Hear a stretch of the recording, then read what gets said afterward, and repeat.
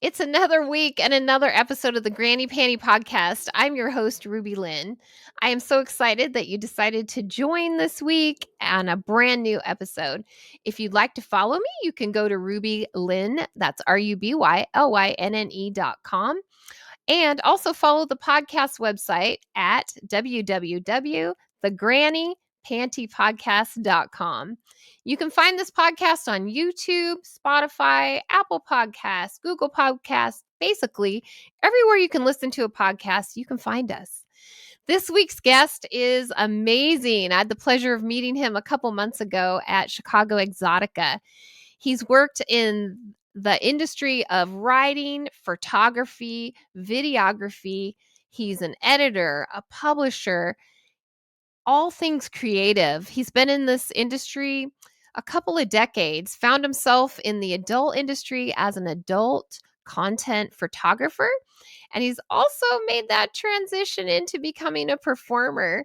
I can't wait for us both to learn more about David with Angry Pony Media.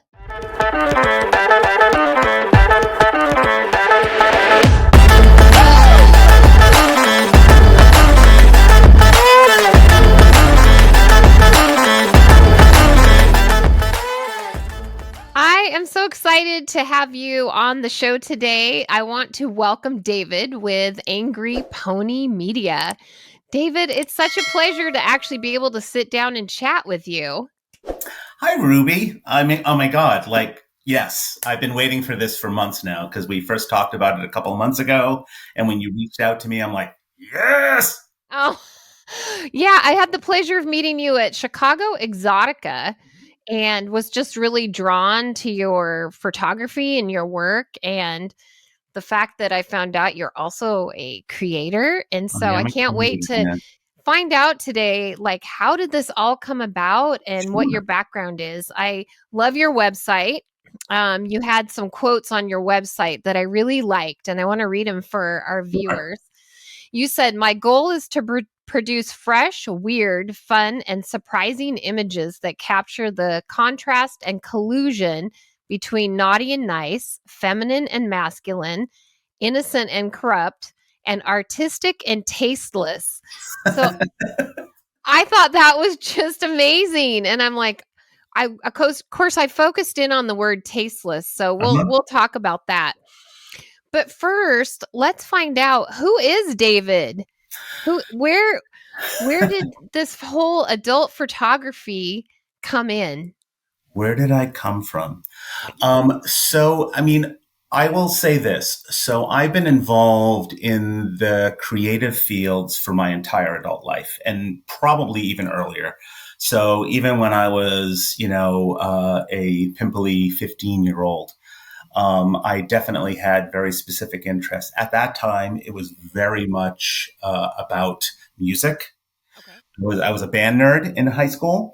And then also writing. Like, I thought of myself as sort of this literary sort, which, as you can imagine, when you are a teenager in the 1980s, is not a good look. The nerd, the class nerd. At the time, but in retrospect, sort of like acid wash jeans, you look back and you go, oh my God. Anyway, that's literally how I ended up going into college. So I first I spent my first 2 years in college at the Berklee College of Music, studying music and songwriting and production and things like that. But then I realized that it was way too of a constricted world for me. So I left there and I ended up getting my undergrad degree in radio and television production and management at SUNY New Paltz, of all places, which some people might know where it is. Let's just say it's a New York State run university, and it is in upstate New York in the Hudson Valley. And if you don't need to know more than that, if you don't know. Anyway, so that's always sort of been my thing. I like the idea of sound and words and images. And I actually ended up going into a career in book publishing that has now spanned for over 30 years. Wow. But I always keeping the music sort of in the background on one side and the actual writing on the other side. And those kind of kept me sort of balanced, because when you're doing it's, I guess it's sort of like being a baby doctor, right? Where if it's your job and you're looking at vaginas all day, the last thing you want to do is think about vaginas when you're not at work. Right. Well, the same kind of thing happened to me where, like, because I was in publishing, I was dealing with words all day. So it really took away from the word part of my stuff. And then also, because I was raising a young family 20 years ago, it took away from the music stuff as well. But as I got older and as I became more independent, more sort of comfortable in my skin, I started going back to the things that creatively would kind of give me some zhuzh. And the one area that I'd always been curious about and wanted to explore, but had never explored in any formal way, was photography. Because and I think I even say this on my website, there were certain things I was realizing that couldn't be captured with words, right? And ultimately, there are things that can be really expressively meaningful that have no actual language attached to them. And so photography was sort of a real attraction for me.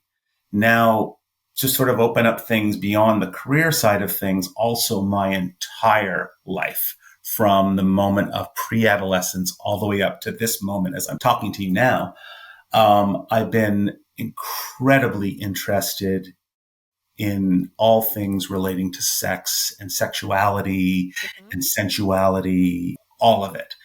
I'm a 55-year-old man now. And so I grew up during my exposure to sex was literally that first wave of the golden age of porn, right? Right. Where, I was the kid, because I'm a Gen Xer, I was the kid who was finding, the dirty magazine, lying on the side of the road or tucked, in your friend's, dad's closet bottom drawer underneath the socks or whatever. And so I also grew up in a household that, there was no shame around sex. So I grew up in an extremely healthy environment in terms of being able to express myself sexually. That's great.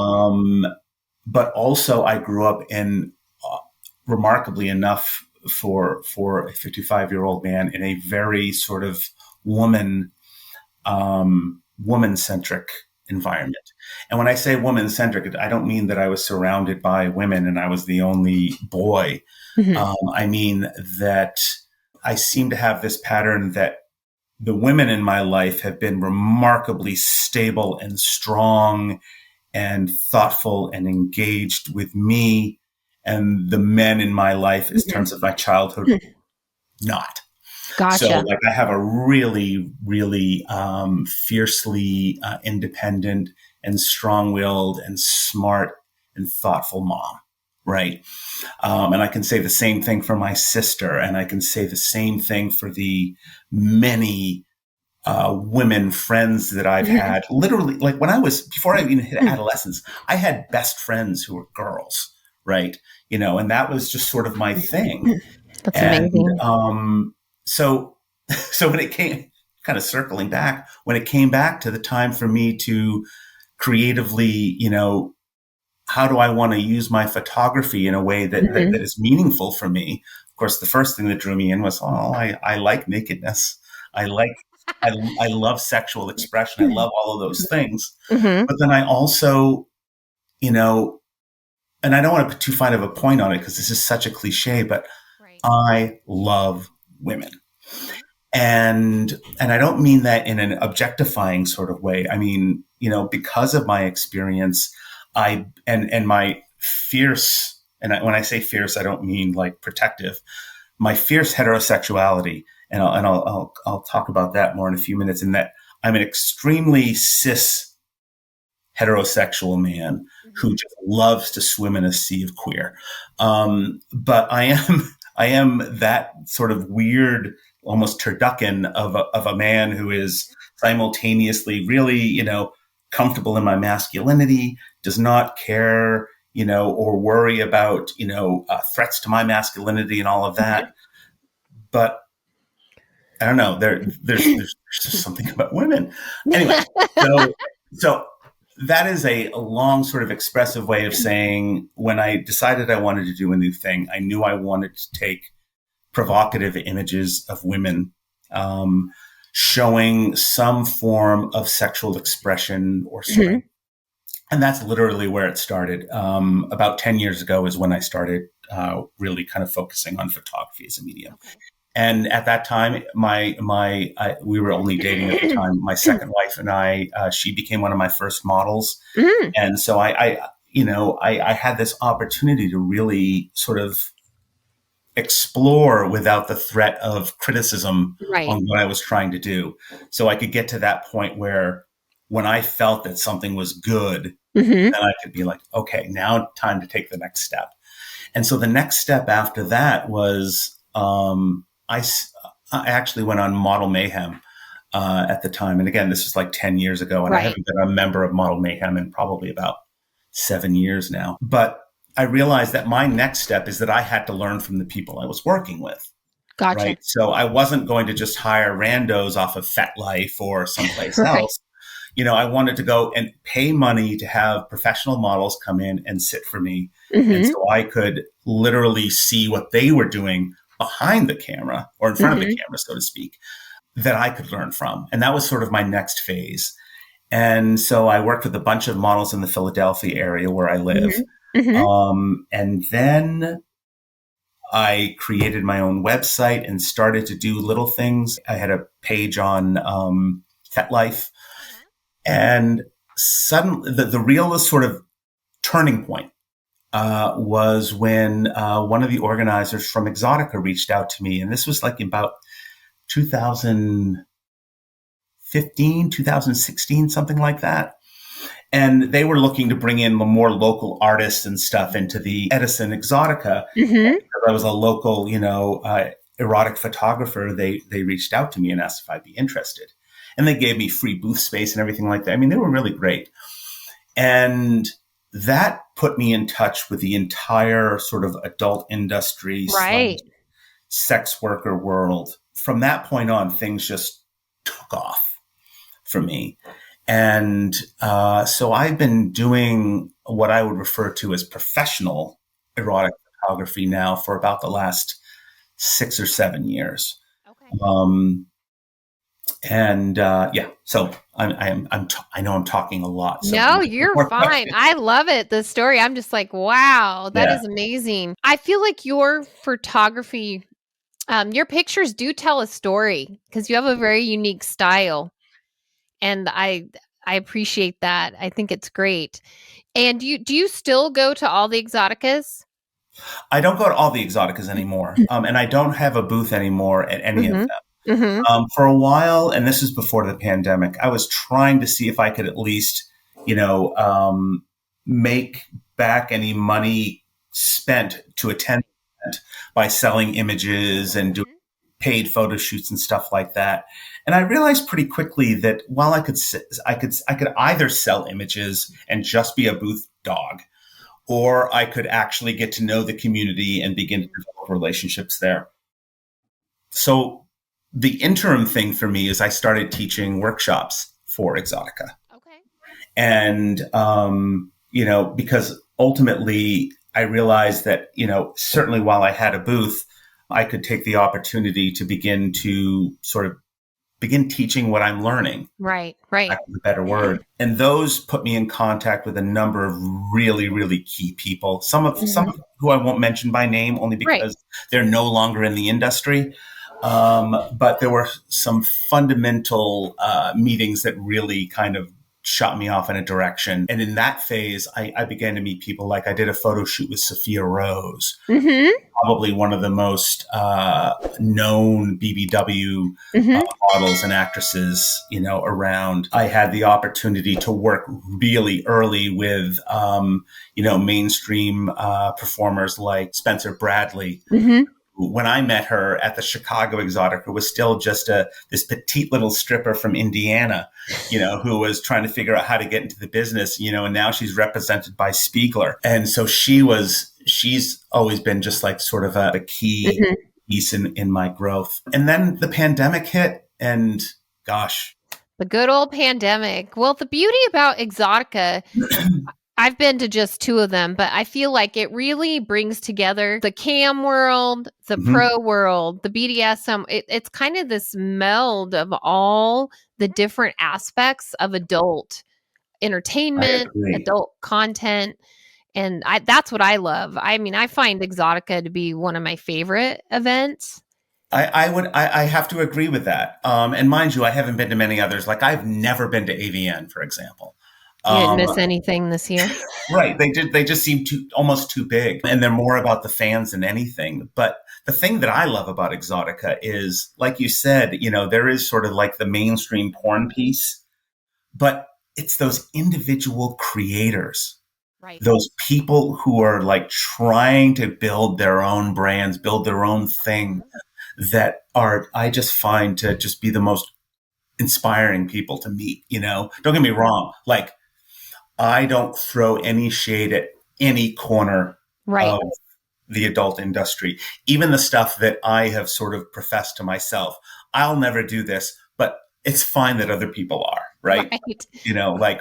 Like I literally have friends who like shoot, damsel in distress videos and, tied and bound videos, and I have no problem with it.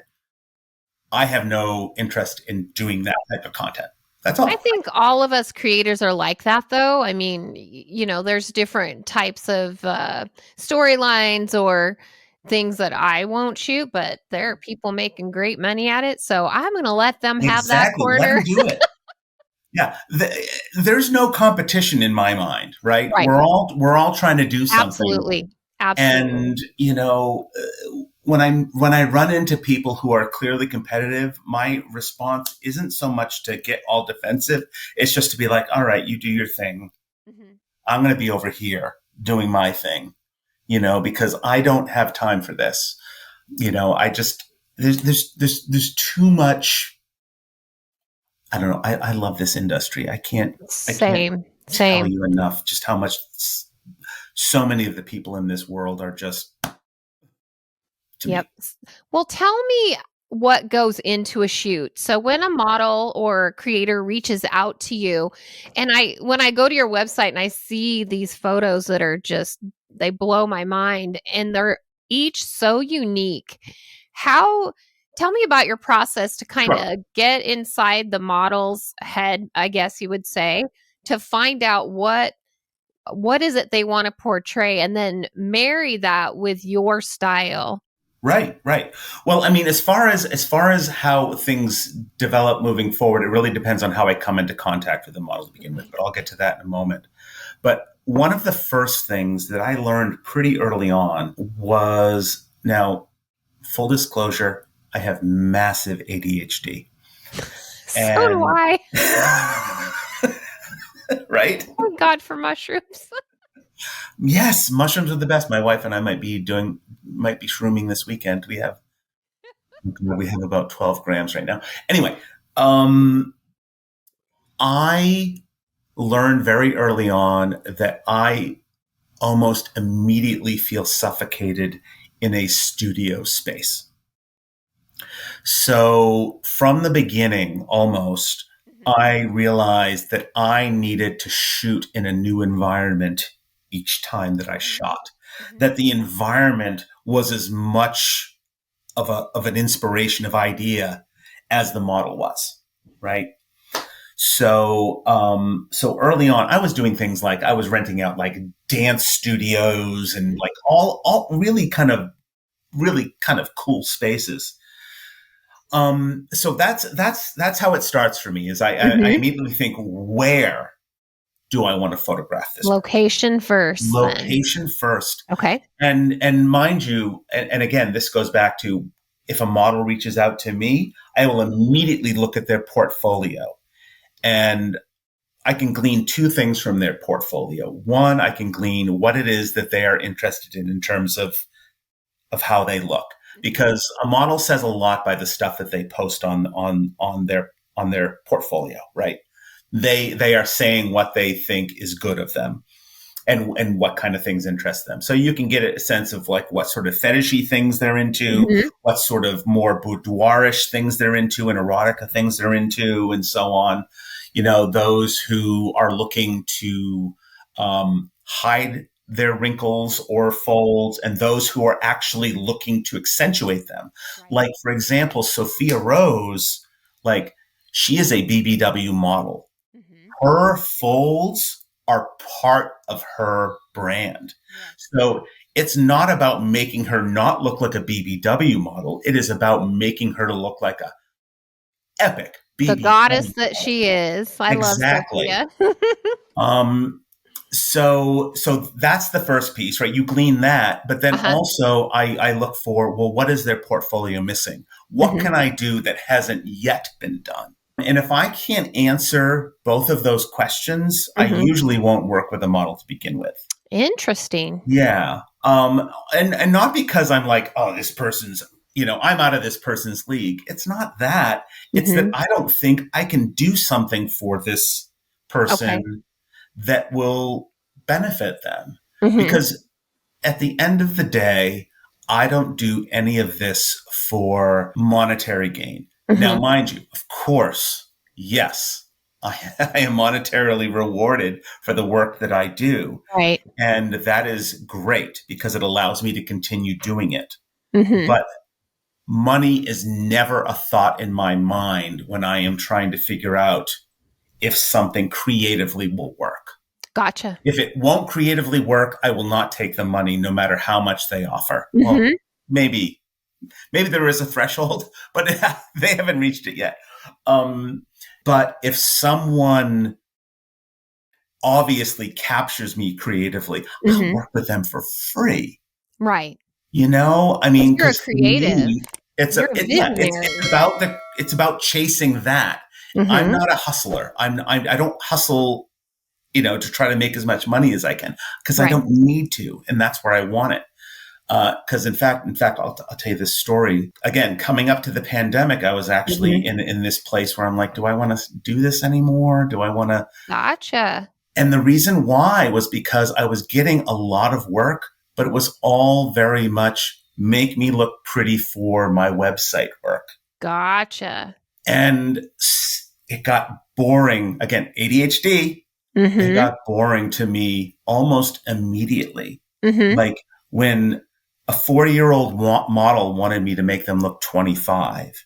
Gosh. As opposed to a 45-year-old model or 40-year-old model wanting to make them look a spectacular 40.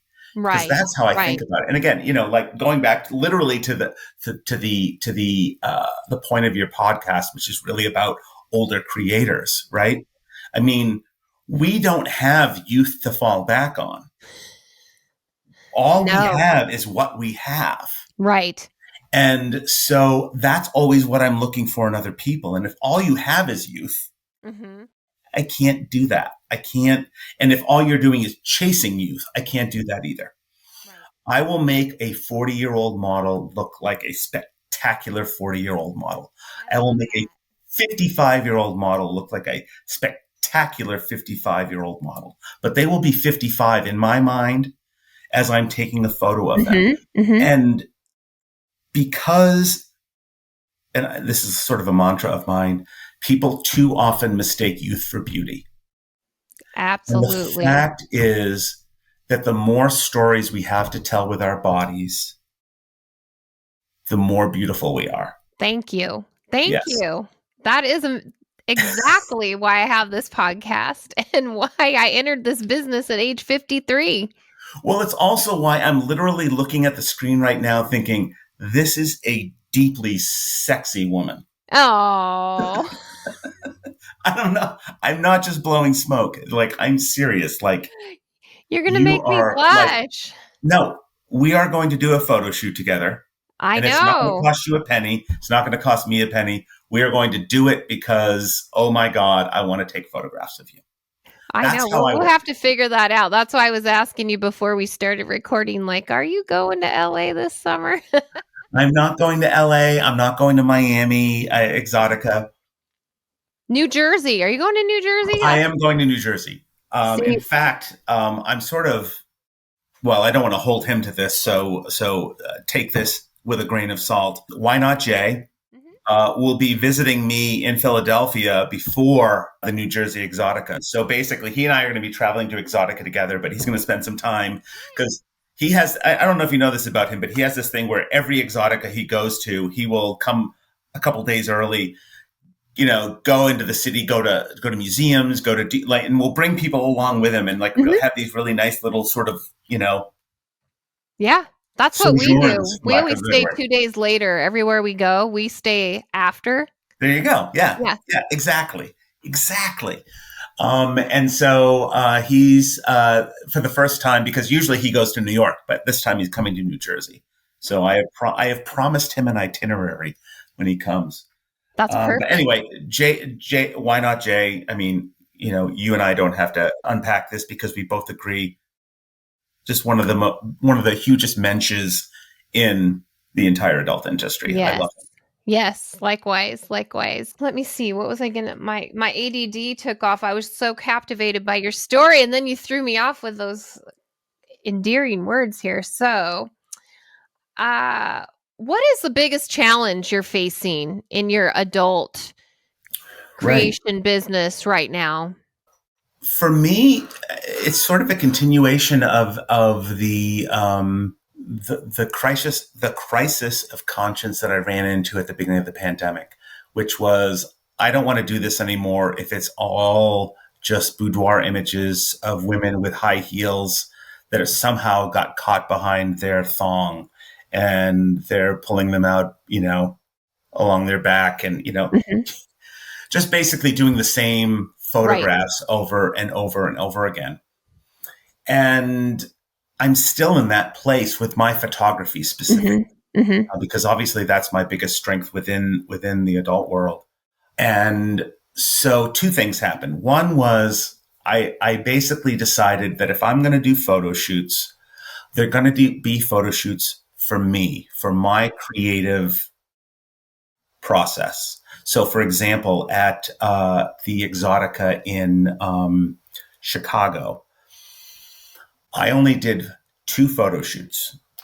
One of them was a group BBW photo shoot of, I think, 8 BBW models in a giant puppy pile. And I just did this whole shoot in black and white. And I've started to begin posting the images on Twitter. I haven't yet posted them anywhere else, where it's just all of them. And I just wanted, in my head, I literally had this dream where I was taking a picture of a puppy pile of naked women, just all limbs and things. And so I expressed that on Twitter. And then, of course, all my friends started feeding back, I'll do it. Right. That's and awesome. So many people volunteered.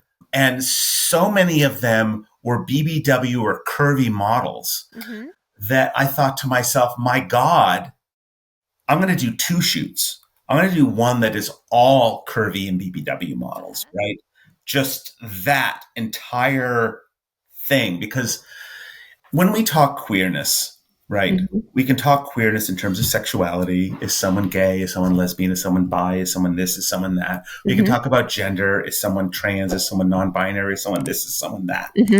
But then there's also sort of the sexual expression queerness, which is like BDSM and fetishes and other forms of sort of non-traditional expressions of sexuality. And body type being one of those sort of queer approaches. And one of the things that I have really just become enamored by in the last, easily 7 years has been sort of the explosion of alternative bodies in terms of modeling, especially the BBW world. Obviously, Sophia Rose was my entry into that. She was the first BBW model I ever worked with. But the moment I worked with her, it was just like, that was a door kicked open. And shooting with all of these BBW models was just one of my most incredible memories as being a photographer. And they were all just so available and there and into it and so on. And then I did another shoot because, again, I got so many responses that was Right. an all model shoot. And I'm so sad we didn't meet before I I did this shoot, know. because I absolutely would have dragged you to this shoot. And so it was all body types. It was Mhm. all body types. It was all ages. I tried to keep it like diverse ethnically as Yes. well. I didn't get any sort of Pan Asian models in there, but next time. Yes. So anyway, my whole point is that I'm now chasing these very specific ideas that are in my head. And if it's not specifically something that I'm like, then I'm not probably going to chase it. So I did those 2 photo shoots at Exotica Chicago. Right now, my thinking is for Edison, Mhm. I want to do nothing but portraits, Oh. because portraiture has become one of my secret loves. Mhm. And when I say portraiture, I don't mean like, corporate portraiture or senior Right. photos. Headshots. I mean like alternative portraiture, like stuff that really kind of takes the environment into account, takes that person's true self into account. Uh-huh. Where you're really capturing that person's persona beyond what they're performatively putting out there. Right.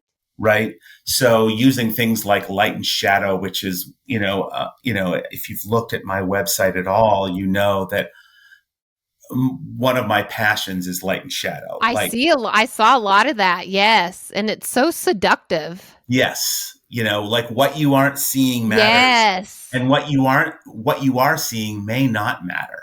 It's just a really creatively interesting area for me. And I know I'm talking in circles right now, so I apologize.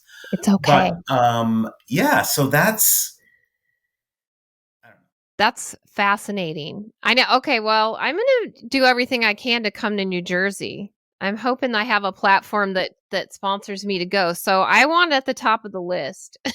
You're already at the top of the list. Stop that. You just need to show up, and I will do absolutely a photo shoot with you, and it will be a photo shoot that is very specific to you, because otherwise Cool. I don't care. Right.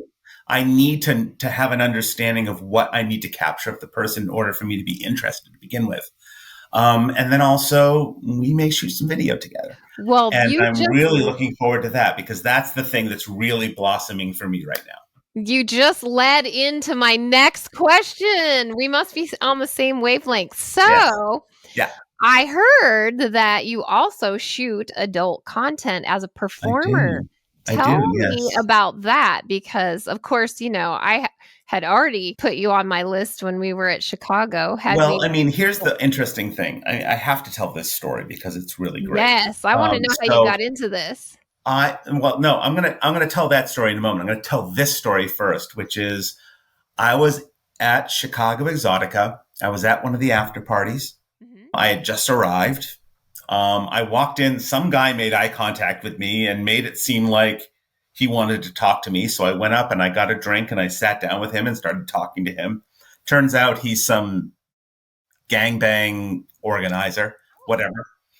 Again, great. I love meeting people. Yes. No problem.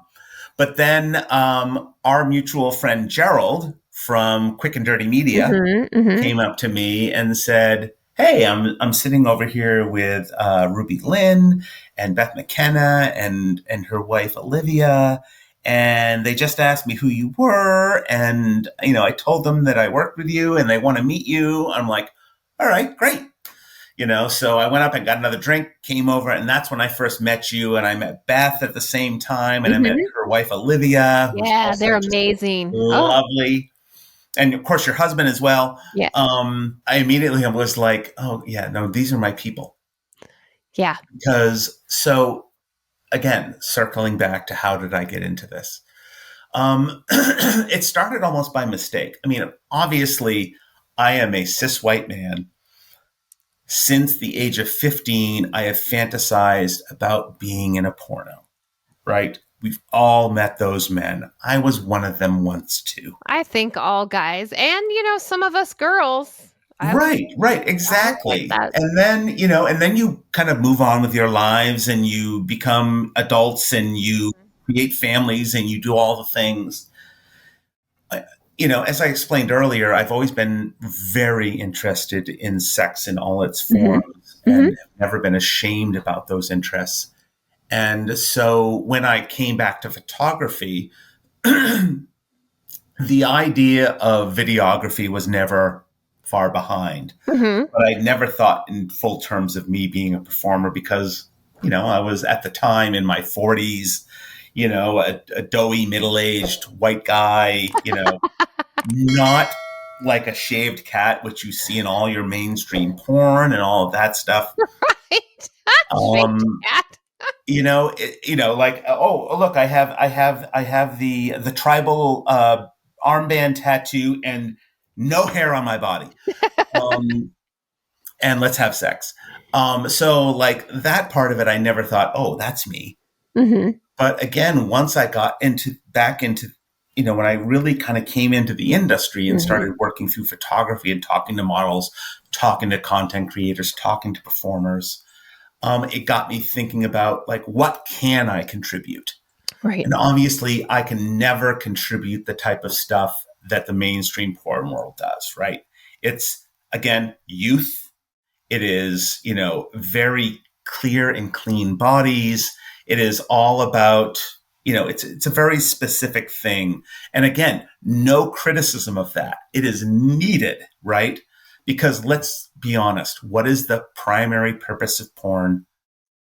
To jerk off, to get off to, right? Right.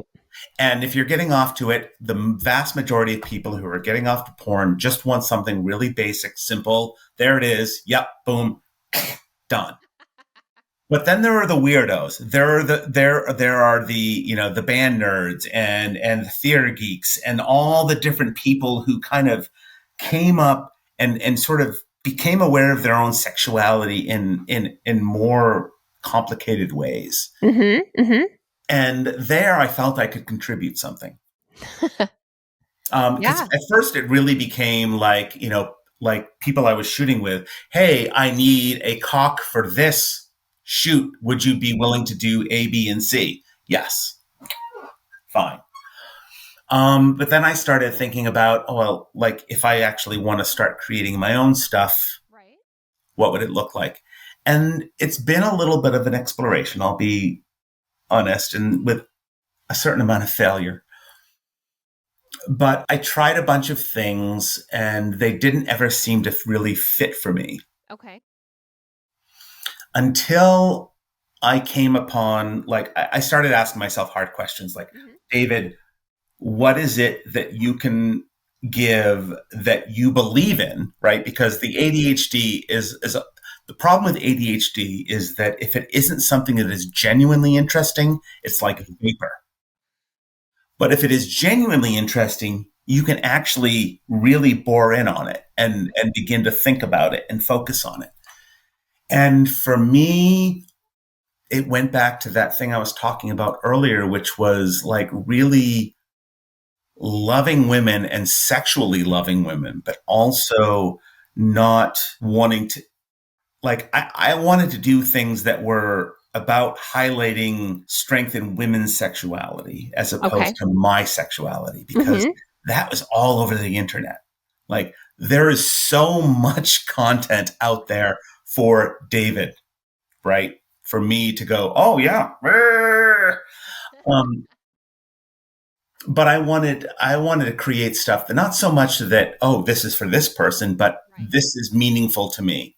So even like when I started shooting, like if it was a simple blowjob video, like Mhm. a POV blowjob video, I didn't want to do a blowjob video where the man was the dominant role in that. Right. If it was Right. going to be a BJ video, I wanted it to be a cock worship. I wanted it to be like the woman is like wanting this. Right. Is into it Exactly, and because enjoying it. Yes. I don't, I don't ever like to shoot stuff where the woman is a passive element in that scene, be it photography or videography Mhm. or even stuff that I'm involved in directly.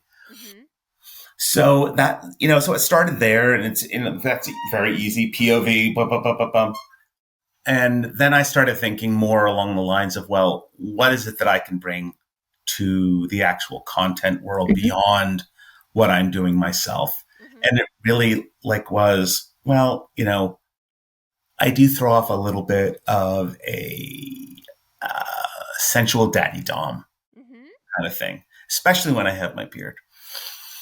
And so I started leaning into that a little bit. And, and so that's sort of been my latest thing. And yeah, so anyway, my whole point is, what was my point? Well, where are you posting? Do you have OnlyFans or? I do not have I have an account on OnlyFans. Okay. I do not provide content on OnlyFans simply because I don't trust OnlyFans. Okay. As a really non-platform performer, I'm more of a content creator than I am a brand. Okay. So it never made sense for me. I would never be able to track people on OnlyFans. I don't expect to ever have a fan base. Okay. Outside of the industry itself. So I work with people who do have fan bases. Right. You would build a fan base. Yes. Aw, thank you so much. Appreciate that, Ruby.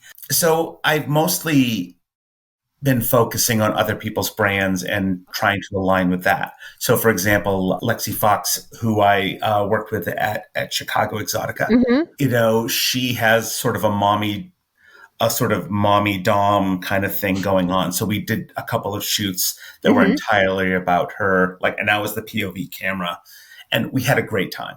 I love that kind of stuff. I love doing stuff for other people to help them with what they're trying to achieve as well. And that's the other thing about this, is because I am fully monetized in my day job. Right. I am absolutely open to helping other people. You want me to be just to hold, a video camera while you do shit? I'll do it. I'll do it. What I love about creators like you who are older, you're a real person. And I know for my brand, it's funny because my personal brand is I kind of have two sides. I have the stepmom, right? The mommy dom. And then I also have I shoot with real people. I've shot with some beautiful men who are young, dangler, gorgeous. One of the best guys in the industry. I was so happy when he shot that scene with you. But I also love to highlight real, sexy, attractive men of all ages who aren't perfect, hairless. And don't get me wrong. I will never be hairless. Can you tell? I've shot with some gorgeous young men, but that's for my stepmom mommy dom brand. Right. Right. Exactly. Yeah. You're shooting for audiences, and they have diverse interests. And I learned this from book publishing. Right. You're not creating a thing for everyone. You're creating a thing for these people. And this is for these people. And this is for these people. Yeah, absolutely. And I feel really fortunate that I've been able to carve out almost two niches that are completely opposite. Right. And I feel like there's not very many people that can do that. And so, for that, I'm kind of pat myself on the back sometimes. So tell me then, I want to know about a time where something didn't go right. What was your biggest failure? Because you kind of hinted to something earlier. So we'll kind of wrap this up, but I want to hear what did you learn from it? Well, oh my God. So actually, I think the story I'm going to tell does not reference back to anything I've said prior to this. Okay. But I will tell this story anyway because it was so horrifying. So literally, the first Exotica that I'd ever agreed to attend as an exhibitor. I had a double booth space for free. Wow. All my images, I shipped all this stuff. It was in Denver, Colorado, of all places. Oh. I shipped all this stuff out to Denver, Colorado. Got it in my hotel room, set it all up and everything like that. On top of that, now this is hubris if you've ever heard it. This is naivete, early in the world mistakes. I thought, oh, I'm going to Denver. I should absolutely, one, reserve a photography studio, Oh. and two, book as many photo shoots as I can while I'm out there. Well, the photo shoots went great. Fantastically. I did 4 photo shoots at this photo studio in Denver, Colorado that were epic. During the 4th shoot of that 4th shoot day, I accidentally deleted all of the images from the previous photo shoot. Oh no. Yeah. So I had to scramble to set up a second photo shoot with this sex worker who had hired me. This was not a like, hey, let's work together. This Right, was right. a full service sex worker who was like, I'm paying you to get these images of me. And I deleted every single image. I bet you beat yourself up. Oh, so Oh my badly. God. I was ready to just like get on a plane and leave town. Right, disappear. It was awful. Oh. And so remarkably, she allowed me to set up a second shoot with her at her space where she entertains. And then I also did shot with another model as well who I had shot with previously. So it turned out really well. But that that memory of that moment of being like, ugh, I am so hyper vigilant about backing everything up and trying to get people, even if it's raw images, like here are the raw images, don't do anything with them, but here they are. Right. Like I need to make sure that I don't destroy whatever I create. Oh, yeah. And just circling back onto the videography stuff, you know, I'm still very much in the learning phase of that. Like where I was like 8 years ago with photography, that's where I am now with my videography. So there's a lot of videos that I've shot that have never made it to the public because I'm just like, I can't do it. But I learned a lot, and I'm going to call out a name now. Lily Craven has been such a fantastic sort of guidance for me in how to think about shooting video, how to capture things, and so on. So I want to call out her name because she's been a really good ally in that regard. That's awesome. That's awesome. You know, so I'm getting better. And then of course Gerald has given me tips as well. And so I feel like my content is like I'm finally like in a pocket where I'm like, all right, I know what I'm going to do next. Yeah. So but awesome. To announce at Edison, I do plan on hopefully I want to do a series of portraitures. That's my thing for That's Exotica. Great. I will shoot video content. You know, we've talked about that a little bit. I'm absolutely going to be doing, you know, a full sort of barrage of doing video content. But as far as photography, all I'm doing is going to be portraiture. And I want to get as many different performers in portrait mode as I can. Awesome. So I think that would be so fun, including you. Oh, that's amazing. So I want to wrap it up and thank you. Wow. I just have loved, I could just talk to you for hours. I'm like, oh gosh, I guess we better wrap this up. But you talk a lot. You have so many sides of you, you know, that I just feel like you're brilliant. I mean, the photography, the writing. Wow. I'm just so impressed. I said writing for a second. I'm like, yeah. Writing or writing, right? The IDING writing. or IT. I'm like, all right, yeah. Well, we could ride.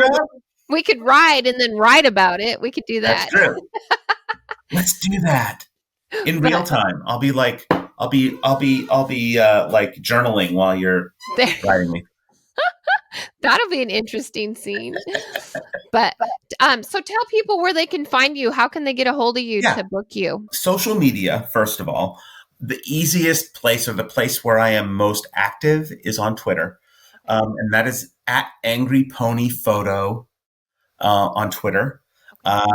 Same for Instagram, though that's a little bit sort of more of a meld between personal and public photography. And that is also AngryPonyPhoto on Instagram. And then finally, the thing that I will say is my website is wait for it, angryponyphoto.com. And then most of my videos can be found on ManyVids. Okay. Right now, I am still working on getting them on a couple of other platforms, including Clips for Sale. But things are a little bit more complicated as far as getting them to approve stuff and so on. Yes, I know that feeling. So, and it's time consuming to upload to all these sites. Let me It tell really you. is. And look, Gerald has offered me the opportunity to just let him do all that for me, and I might take him up on it. That's right. That's right. Well, thank you so much for taking time out of your busy day to chat with me. And I can't wait to Tell you work how with beautiful you. and sexy you are, though? Seriously. Come on. Well, I have a thing for gray beards, so that's what, Well, it's literally my name, right? My there you performing go. name is Graybeard. Well, there you go. I think I need a whole bunch of gray beards and shoot. Maybe that gangbang scene will come to life. I would both like to be involved in that and also to shoot it. So maybe that's a scene idea that we could run with. But Absolutely. thank you so much again, and I hope to see you in New Jersey for sure. You will definitely see me in New Jersey if you are there. Yes, exactly. Yeah. Thanks again, David. Thank you so much, Ruby. I really, really appreciate it.